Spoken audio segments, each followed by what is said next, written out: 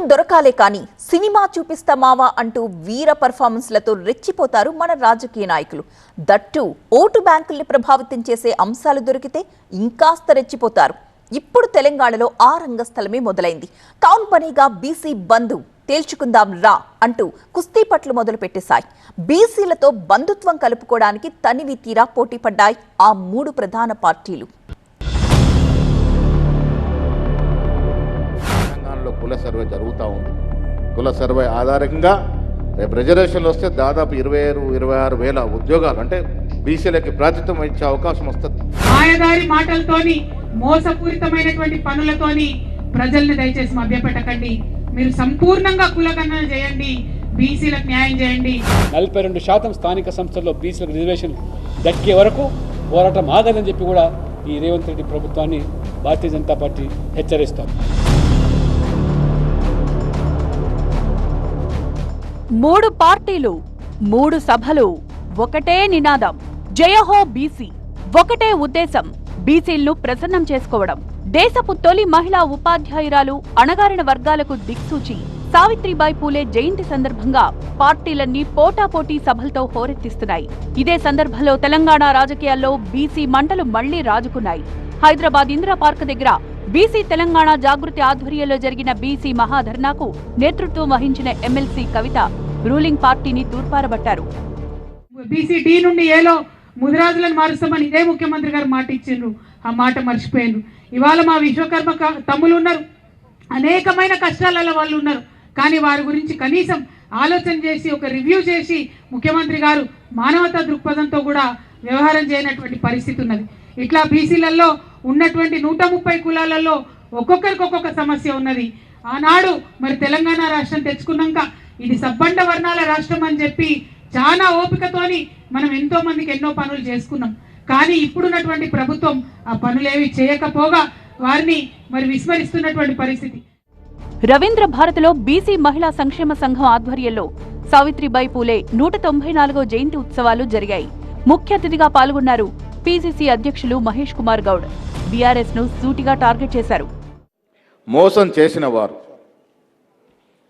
బీసీలను నిలువెత్తున ముంచిన వారు, బీసీలకి ఎప్పటికి కూడా రిపేర్ కాలేకుండా అన్యాయం చేసిన వారు ఇలా బీసీల గురించి మాట్లాడితే మనం ఏ విధంగా వారిని స్వాగతిస్తామని అడుగుతా ఉన్నాను. కుల సంఘాల వారిని నిలదీయాల్సింది పోయి మీరు వారు వంచన చేరితే బీసీలకు అన్యాయం జరుగుతుంది.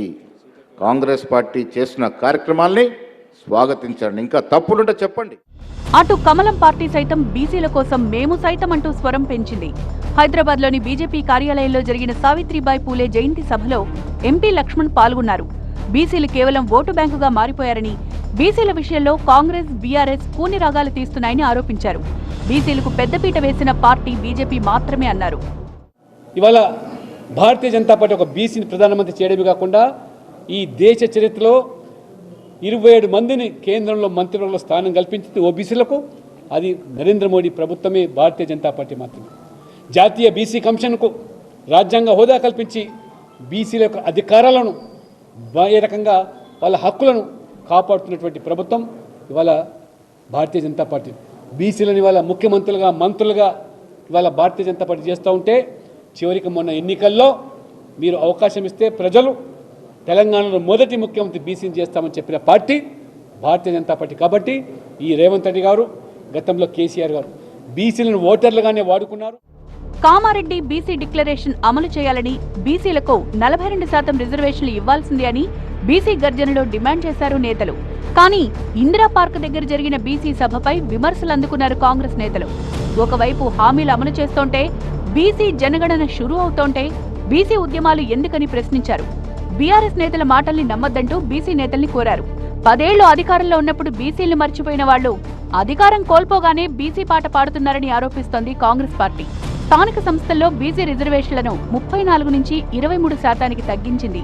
బీసీ కార్పొరేషన్లకు నిధులివ్వకుండా అన్యాయం చేసింది బీఆర్ఎస్ కాదా అని నిలదీస్తోంది కాంగ్రెస్ పార్టీ. కనీసం ఈ పరిపాలనలో బీసీల గురించి పట్టించుకోకుండా, బీసీల సంక్షేమం గురించి పట్టించుకోకుండా కేవలం బీసీలని ఒక ఓటు బ్యాంక్ గా పరిగణలోకి తీసుకున్న ఒక ప్రభుత్వం మీ హయాంలో బీఆర్ఎస్ ప్రభుత్వం. గత ప్రభుత్వంలో ధర్నాలు చేయకూడదని చెప్పి ఎత్తేసిన ధర్నా చౌక్ లో ఈరోజు ధర్నా చేసే ఒక అర్హత మీకుందా లేదా ముందు పునరాలోచించు. బీఆర్ఎస్ కార్యవర్గంలో ఒక్క బీసీ అయినా ఉన్నారా?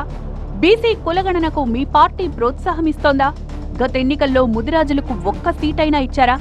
బీసీ కార్పొరేషన్లకు 10 ఏళ్లలో మీరిచ్చిన నిధులెన్ని? ఇలా బీఆర్ఎస్ మీద ప్రశ్నల పరంపర మొదలుపెట్టింది అధికార పార్టీ.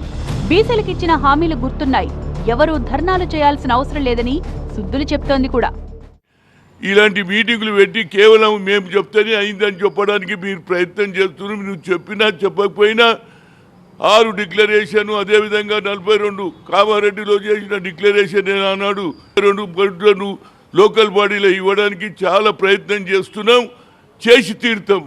మా కృతని అసలు కవితకి ఏం హక్కు ఉంది బీసీల గురించి మాట్లాడతాను? 10 సంవత్సరాలు మీరు అధికారంలో ఉండి బీసీలకి మనం న్యాయం చేసిరా? మీరు ఆలోచన చేయండి.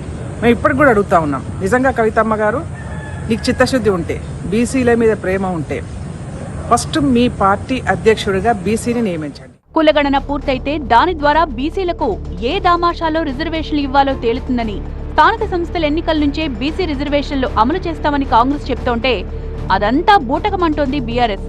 రిజర్వేషన్లు ప్రకటించిన తర్వాతే లోకల్ బాడీ ఎన్నికలకు వెళ్లాలని గుర్తు చేస్తోంది గులాబీ పార్టీ.